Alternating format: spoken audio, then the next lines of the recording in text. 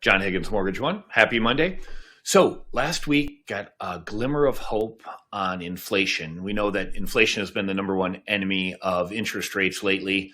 And if we look at the CPI numbers that we got last week, specifically the core CPI, the market was expecting month over month, no change at 3.3%.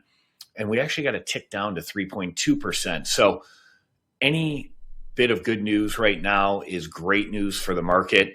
And if we kind of look at what that's done for mortgage interest rates and treasury yields, if we look at the mortgage-backed security numbers, this graph shows pricing. So price is inverse to rates. So as price goes up, rates go down. And last week we saw a bottoming out and a nice rebound off that core CPI number on Thursday, and we were actually able to maintain those levels on Friday.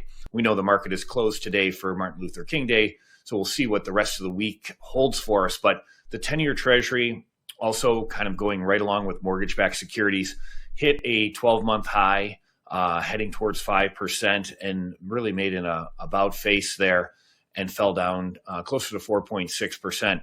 So as we look at really what's driving mortgage interest rates, it's still that fear that the Fed has not gotten its hands around inflation. And the data that we got out last week gives just a bit of hope that inflation might actually start to curtail a bit here and the Fed can start cutting interest rates again. Right now, the Fed is not anticipated to cut the Fed funds rate at their next meeting.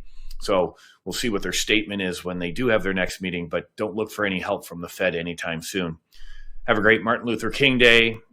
Enjoy what this holiday means for all of us, and we'll catch you next week.